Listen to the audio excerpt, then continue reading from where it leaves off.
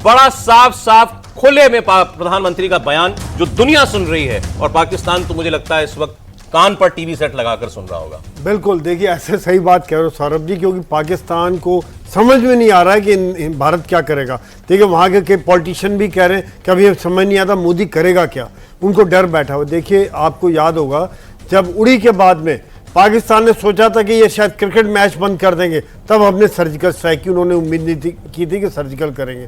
पुलवामा के बाद उन्होंने कहा ये सर्जिकल करेंगे, पहली बार ये स्ट्राइक कर दी बालाकोट में।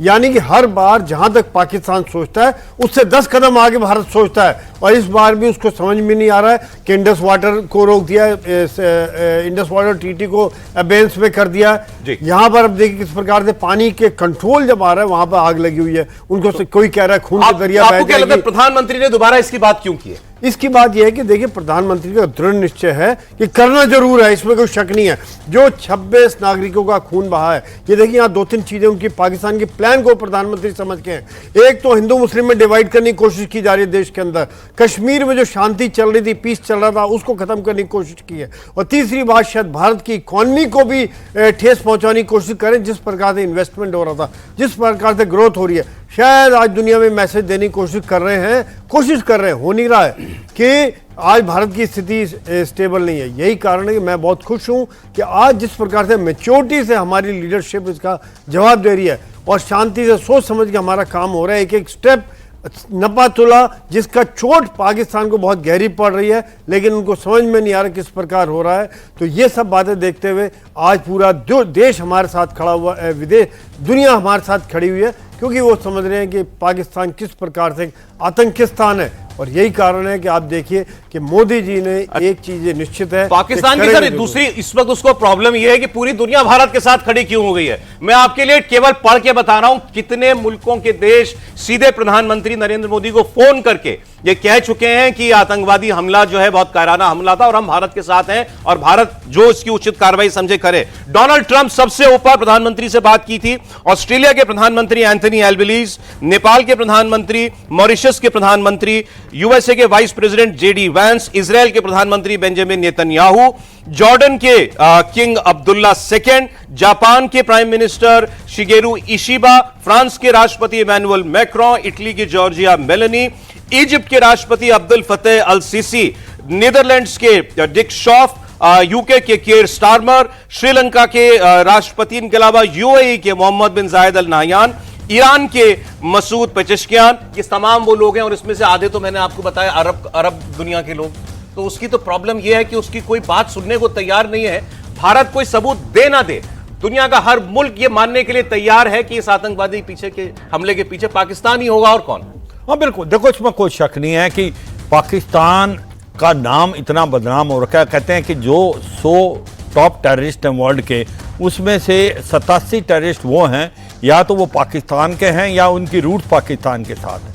और ये सच्चाई है कि पूरा वर्ल्ड भारत के साथ खड़ा है, क्योंकि कोई टेररिज्म के अगेंस्ट अकेला कोई नहीं लड़ सकता। ये वर्ल्ड का एक प्रकार से प्रण है कि अगर आतंकवाद को हराना है तो हमने इकट्ठे मिलकर हराना है। और मुझे लगता है उसी तहत ये आप देखें कि जिस प्रकार से सपोर्ट मिल रही है भारत को, वो काबिल तारीफ है। मगर देखें, इंडिया ने एक प्रकार से ये सोचा है कि इस बार होल गवर्नमेंट अप्रोच होगी। ये एक प्रकार से कॉम्प्रिहेंसिव स्ट्रेटजी से जाया जा रहा है, ना कि जल्दबाजी करके। सबसे पहला एक्शन था इकोनॉमिक एक्शन, जिस प्रकार से हमने इंडस वाटर ट्रीटी को हेल्ड इन अबेंस कर दिया। उसका इम्पैक्ट इनको अभी पता नहीं चल रहा है, उनको इम्पैक्ट आने वाले टाइम में लगेगा, जब 68% का जो इनका इलाका है वो बिल्कुल सूख जाएगा, या जहां पर बारिश होती है वहां पर वहां के फ्लड आएंगे।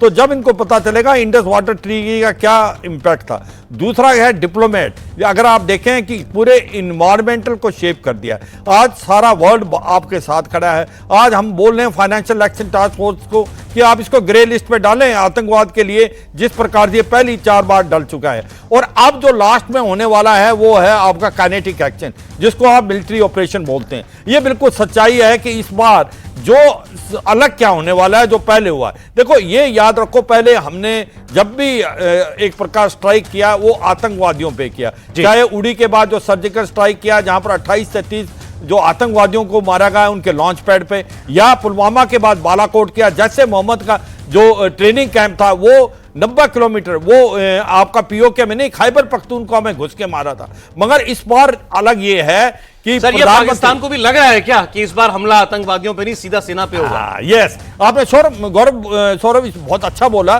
कि ये सच्चाई है कि प्रधानमंत्री ने ये साफ सुथरे शब्दों बोला, ये जो इसके आका हैं, जो इसको ट्रेन करते हैं, मोटिवेट करते हैं, फाइनेंस करते हैं, इस बार हमला उस पे होगा। तो अभी उसका सही का सही इशारा है पाकिस्तान की आर्मी और पाकिस्तान की आईएसआई, और मुझे लगता है इसीलिए डर लगा हुआ है। आज पैनिक बटन है पाकिस्तान में। आज वो कह रहे हैं कि पाओ के जो ये टैक्टिकल वेपन है हम इसको इस्तेमाल कर देंगे। कहां ख्वाजा आसिफ कहता है हाँ हमने आतंकवाद 30 साल किया मगर अपने लिए नहीं किया क्योंकि अमेरिका, यूरोप और यूके ने बोला। तो ये सच्चाई है, एक बुखलाहट है।